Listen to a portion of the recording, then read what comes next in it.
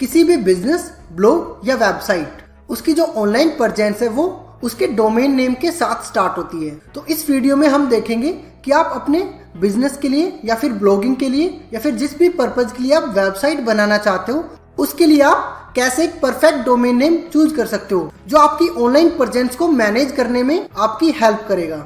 जब भी हम एक डोमेन नेम चूज करते हैं तो हमने मल्टीपल फैक्टर्स को हमेशा माइंड में रखना चाहिए, जिससे हमारी जो ऑनलाइन प्रेजेंस है वो कम से कम इश्यूज के साथ अच्छे से परफॉर्म कर सके। तो यहाँ पे जो सबसे पहला पॉइंट है वो है रेलिवेंसी। मीन्स जब भी आप एक डोमेन का नाम चूज करते हो तो आपने हमेशा ट्राई करना है कि जो भी आपका ब्रांड का नाम है, जो भी आपका प्रोडक्ट है जिसे आप उस डोमेन के थ्रू सेल करना चाहते हो, या फिर आपकी जो सर्विसेज है, या फिर अगर आप कोई ब्लॉगिंग कर रहे हो तो जो आपके ब्लॉगिंग से रिलेटेड जो टॉपिक है उससे रेलिवेंट ही कहीं ना कहीं आपके डोमेन का नाम होना चाहिए। आप इस चीज को बोल सकते हो कि हम ट्राई करेंगे कि हमारी जो सर्विस है, जो हमारी सर्विसेज के कीवर्ड्स है, उन्हें हम अपने डोमेन के नाम के अंदर यूज कर ले। जैसे अगर मैं यहाँ पे एग्जांपल लेता हूँ कि जो हम अभी प्रोजेक्ट कर रहे हैं उस प्रोजेक्ट में हम टी शर्ट से रिलेटेड सर्विसेज प्रोवाइड कर रहे हैं। इसका मतलब हम ट्राई करेंगे कि हमारे डोमेन के नाम के अंदर कहीं ना कहीं टी शर्ट वर्ड जरूर हो। देखो ये चीजें हमें गूगल में रैंकिंग में भी हेल्प करती है। और एक जो ह्यूमन साइकोलॉजी है कि वो जिस टाइप की सर्विसेज देख रहा होता है उससे रिलेटेड अगर आपके ब्रांड का नाम हो तो यूजर किसी भी बिजनेस के साथ बहुत ही अच्छे से कनेक्ट हो पाता है। यहाँ पे अगर मैं एग्जांपल लूं, अगर आप ब्लॉगिंग कर रहे हो, ब्लॉगिंग में आपका जो टॉपिक है वो हेल्थ से रिलेटेड है, तो आपने ट्राई करना है कि आप कहीं ना कहीं अपने डोमेन के नाम के अंदर हेल्थ से रिलेटेड वर्ड यूज करो। अगर आप डाइटिंग से रिलेटेड ब्लॉगिंग कर रहे हो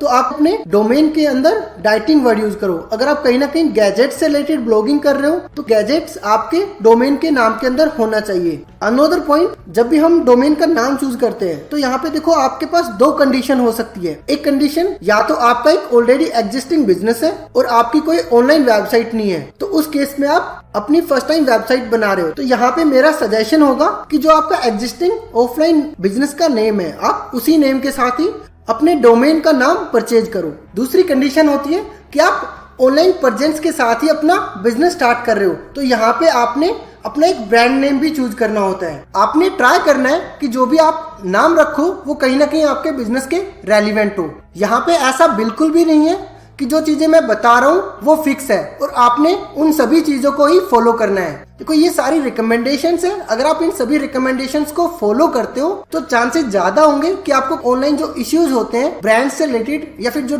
नाम से रिलेटेड इश्यूज आते हैं वो कम आए।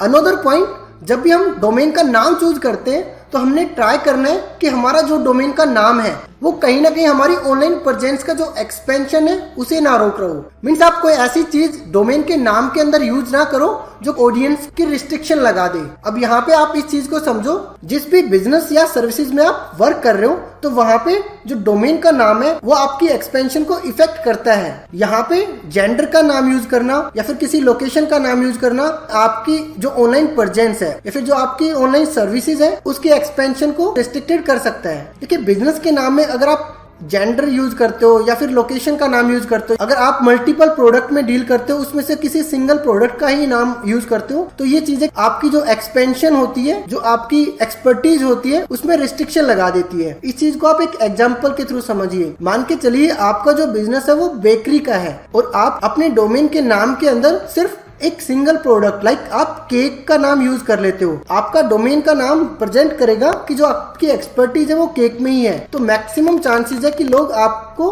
केक के नाम से ही जानेंगे, ना कि आप और भी बेकरी की सर्विसेज प्रोवाइड करते हो। तो जनरली लोग इस टाइप की मिस्टेक्स हमेशा करते हैं। उसके बाद जेंडर स्पेसिफिक, देखो काफी सर्विसेज, काफी बिजनेस ऐसे भी होते हैं जो नाम के अंदर या फिर जेंडर स्पेसिफिक चीजें यूज कर लेते हैं। तो अगर उनका प्रोडक्ट एक सिंगल जेंडर के लिए ही है, लाइक उनका प्रोडक्ट या तो सिर्फ मेल के लिए है या फिर फीमेल के लिए है, तो वहां पे जेंडर का नाम यूज करना या फिर ऐसे वर्ड्स यूज करना जो जेंडर को इंडिकेट कर रहे हो, तो देखो उस एंगल से वो एक बहुत ही पॉजिटिव पॉइंट भी है। बट अगर आपके प्रोडक्ट्स सभी जेंडर्स के लिए अवेलेबल है तो मैं रिकमेंड करूंगा कि आप कभी भी अपने डोमेन के नाम के अंदर कोई भी ऐसा वर्ड यूज मत करो जो किसी स्पेसिफिक जेंडर को इंडिकेट कर रहा हो। एक इंपॉर्टेंट पॉइंट जो आपकी एक्सपेंशन को रोक सकता है वो लोकेशन का नाम हो सकता है। लाइक अगर आपका जो बिजनेस है या फिर जो आपकी सर्विसेज है वो सिर्फ एक पर्टिकुलर सिंगल लोकेशन में ही है, लाइक आप जो सर्विस प्रोवाइड कर रहे हो या फिर जो आप बिजनेस प्रोवाइड कर रहे हो वो सिर्फ गुड़गांव में ही है, तो आप अगर लोकेशन का नाम यूज करते हो तो वो एक पॉजिटिव पॉइंट भी होता है। बट अगर आप लोकेशन का नाम लाइक आपने अपनी सर्विस में गुड़गांव यूज कर लिया तो इसका मतलब है मैक्स चांसेस होते हैं कि आप कहीं ना कहीं उसी लोकेशन में ज्यादा पॉपुलर रहोगे। बट अगर आपने अपने आप को एक्सपेंड भी करना है तो मैं सजेस्ट करूंगा कि आप किसी लोकेशन का नाम अवॉइड करो। देखो, जब आप आपके डोमेन के नाम के अंदर एक लोकेशन का नाम होगा तो जब आप अदर लोकेशन में रैंक करने के लिए जाओगे तो हो सकता है आप उस पर्टिकुलर लोकेशन में तो गूगल की एल्गोरिथम्स कहीं ना कहीं उसे एज ए कीवर्ड काउंट करेगी और आपको रैंकिंग में हेल्प करेगी, बट अदर लोकेशन में आपको एक्सपेंड करने में और यूजर्स को साइकोलॉजिकल कनेक्ट करने में काफी इश्यू आएगा। तो मेरा सजेशन होगा कि आप कोई भी ऐसी चीजें डोमेन के नाम के अंदर यूज मत करो जो कि आपके बिजनेस की एक्सपेंशन को रिस्ट्रिक्टेड करती हो। जो नेक्स्ट मेरी रिकमेंडेशन होगी वो होगी कि आप जब भी डोमेन का नाम चूज करते हो ट्राई करो कि वो इजी टू प्रोनाउंस हो और रिमेंबर हो। इससे बेनिफिट क्या होगा, मोस्ट ऑफ टाइम जब यूजर किसी भी सर्विस के साथ फर्स्ट टाइम इंटरेक्ट होता है, अगर उसे वो बिजनेस का नाम या फिर आपके डोमेन का नाम याद हो गया, अगर उसका एक्सपीरियंस आपके साथ अच्छा रहता है तो चांसेस होते हैं कि वो जनरली माउथ पब्लिसिटी करता है और लोगों को आपके नाम के बारे में भी बताता है कि इस टाइप की इंफॉर्मेशन या फिर इस टाइप की सर्विसेज आपको ऑनलाइन एक वेबसाइट है जिसका नाम पर्टिकुलर। देखो, अगर उसे याद हुआ तो वो इजीली बता देगा, बट अगर उसे याद नहीं हुआ तो आप बहुत सारा ट्रैफिक, बहुत सारा बिजनेस लूज कर रहे हो। अगर आप एक ऐसा नाम चूज कर रहे हो जो इजी टू रिमेंबर होता है, इसका एक अनदर बेनिफिट होता है जब आपकी वेबसाइट पे जो रिटर्निंग ट्रैफिक आता है उसके लिए। यहाँ पे मैं एग्जांपल लेता हूँ, यूजर को बर्थडे के लिए टी शर्ट के डिजाइनिंग के आइडियाज चाहिए थे तो उसने birthday T shirt designing ideas डाले गूगल पे और वो कहीं ना कहीं हमारी वेबसाइट के साथ इंटरेक्ट हुआ। तो वहां पे उसने सिर्फ आइडियाज लिए, मैं ये नहीं कह रहा कि उसने टी शर्ट्स वगैरह परचेज किए, बट वो जैसे ही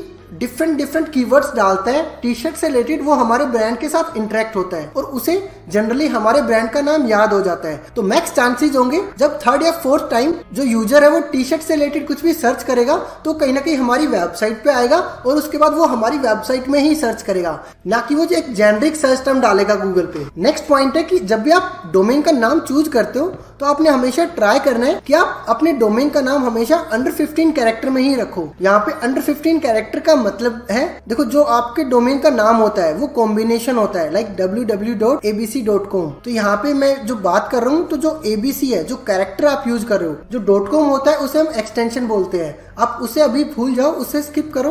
एक्सटेंशन और www के बिना जो आपके पास टोटल कैरेक्टर होते हैं ट्राई करो कि वो आपके कहीं ना कहीं अंडर 15 कैरेक्टर में ही हो। इसका बेनिफिट एक ही है कि आप जब भी आप एक ब्रांड बन जाते हो लोग आपको आपके नाम से सर्च करते हैं। तो काफी ऐसे पोर्टल्स है जहाँ पे जो आपका यूजर नेम होता है वो कहीं ना कहीं 15 कैरेक्टर की लिमिट तक ही अवेलेबल होता है। मींस जब भी यूजर आपके ब्रांड का नाम डालेगा तो चांसेस होते हैं जो डिफरेंट आपकी सोशल मीडिया प्रेजेंस है, लाइक ट्विटर में जो यूजर नेम है वो रिस्ट्रिक्टेड होता है अंडर 15 कैरेक्टर, तो वहां पे आपको बेनिफिट मिल जाता है। नेक्स्ट आपने ट्राई करना है कि जो आपका डोमेन का नाम है वो कॉम्बो ऑफ 2 वर्ड्स हो। ये सिमिलर है कि यूजर को इजी टू रिमेंबर हो। आज के टाइम में एक परफेक्ट डोमेन का नाम मिलना, एक परफेक्ट डोमेन की अवेलेबिलिटी होना वो काफी डिफिकल्ट है। तो मैं आपको यही सजेस्ट करूंगा कि आप ट्राई करो कि एक जो आपका मेन कीवर्ड है, जिस टाइप की आप सर्विस प्रोवाइड कर रहे हो वो, प्लस कोई एक ब्रांडेड वर्ड आप उसके साथ कंबाइन करके ट्राई करो कि आप एक 2 वर्ड्स के कॉम्बिनेशन के साथ परफेक्ट डोमेन नेम चूज कर सको। अवॉइड करो कि आप कॉम्बिनेशन ऑफ 3 वर्ड्स पे जाओ, क्योंकि 3 वर्ड्स का जो कॉम्बिनेशन है वो कहीं ना कहीं टाइपिंग में और डोमेन के नाम को याद करने में इश्यू करेगा। नेक्स्ट पॉइंट हमने ट्राई करना है कि जितना हो सके आप अपने डोमेन के नाम को यूनिक रखें। यहाँ पे मेरा यूनिक से मतलब है,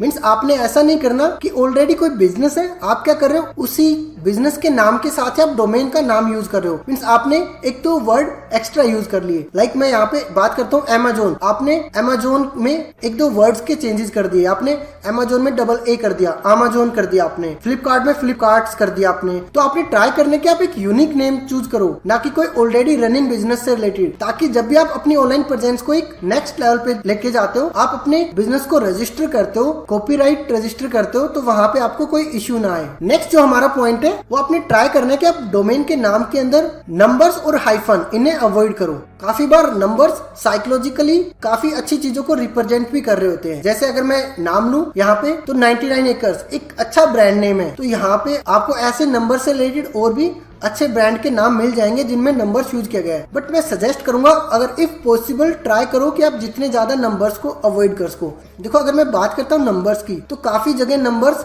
रजिस्ट्रेशन में या फिर अदर चीजों में इशू क्रिएट करते हैं। हाँ, बट ट्राई करना अपने हाइफन्स वगैरह, हम हाइफन्स वगैरह अवॉइड करते हैं। नंबर ऑफ और हाइफन्स दोनों ही आपके ब्रांड को रिप्रेजेंट करने में इशू क्रिएट करेंगे। और काफी बार ऐसा भी होगा कि आपने हाइफन यूज किया ब्रांड नेम में, कुछ लोग होंगे जो कहीं ना कहीं बिना हाइफन के आपके डोमेन के नेम को रजिस्टर कर लेंगे, तो मैक्स चांसेस होंगे तो आप अपना ट्रैफिक और क्रेडिबिलिटी लूज कर सकते हो। तो आपने ट्राई करना है कि आप जितना हो सके नंबर्स को और हाइफन्स को अवॉइड करो। हाँ, नंबर के साथ अगर आपको लगता है कि आपको कोई एक अच्छा डोमेन का नाम मिल रहा है तो आप नंबर के साथ जा सकते हो। उसके बाद आपने हमेशा ट्राई करना है कि आप हमेशा जब भी डोमेन का नाम चूज करो एक टॉप लेवल डोमेन एक्सटेंशन के साथ ही चूज करो। मींस आपने ट्राई करना है कि आप .com के साथ जाओ। देखो, इस चीज पे मैं एक सेपरेट वीडियो क्रिएट कर दूंगा कि जो आपके डोमेन की एक्सटेंशंस होती है वो कैसे आपकी ऑनलाइन प्रेजेंस को इम्पैक्ट करती है। बट आप एक छोटी सी चीज यहाँ पे ध्यान रखो अभी कि ये कैसे इम्पैक्ट करता है। आज के टाइम में जो .com है वो लोगों के माइंड में रजिस्टर हो चुका है। अगर आप किसी को बताओगे कि मैंने एक वेबसाइट बनाई है जिसका नाम है ABC T-shirts, तो मैक्स चांसेस होंगे यूजर abctshirts.com ही ब्राउजर में टाइप करेगा, ना कि वो अगर आपकी कोई डोमेन एक्सटेंशन डिफरेंट है लाइक .in है या फिर .co.in है या फिर .co है, तो मैक्स चांसेस होंगे यूजर इस टाइप की एक्सटेंशन को कभी भी टाइप नहीं करेगा जब तक उसे पता नहीं है। एक्सटेंशन यूज करने के और भी काफी इंपॉर्टेंट पॉइंट्स होते हैं, उन सभी चीजों को मैं ट्राई करूंगा कि डिफरेंट वीडियो बना के आपको सारी चीजें अच्छे से एक्सप्लेन करके बताऊं। देखिए, ये वीडियो सीरीज हम डिजिटल मार्केटिंग की इम्प्लीमेंटेशन के लिए बना रहे हैं, और जैसा कि मैंने प्रोजेक्ट सिलेक्शन की वीडियो में बताया था कि हम एक टी-शर्ट प्रिंटिंग के बिजनेस पे ये सारी चीजें इंप्लीमेंट करेंगे। तो जो ऊपर के मैंने पॉइंट्स बताए उन सभी पॉइंट्स को फॉलो करते हुए मैंने यहाँ पे जो प्रोजेक्ट के लिए डोमेन का नाम चूज किया है वो है मेरा candidtshirts.com। ऑब्वियसली ये सारी चीजें मैंने माइंड में रख के इस पे रिसर्च की है और इसकी अवेलेबिलिटी चेक की है, और ये डोमेन अभी ऑनलाइन रजिस्टर होने के लिए अवेलेबल है। अभी तक इस डोमेन को किसी ने परचेज नहीं किया है। जो हम अपना टी-शर्ट से रिलेटेड प्रोजेक्ट लेके चलेंगे वो हम candidtshirts.com पे लेके चलेंगे। मीन्स जो डिजिटल मार्केटिंग की सभी चीजें हम सीखेंगे वो candidtshirts.com पे ही इम्प्लीमेंट करके सीखेंगे। और लास्ट में मैं आपसे यही कहूंगा कि अगर आपको ये वीडियो हेल्पफुल लगी है तो आप प्लीज इस वीडियो को लाइक कीजिए और मेरे इस YouTube चैनल को सब्सक्राइब कीजिए। और अगर आपको ये लगता है कि ये वीडियो कुछ और लोगों की हेल्प कर सकती है तो प्लीज आप इस वीडियो को उन लोगों के साथ शेयर कीजिए।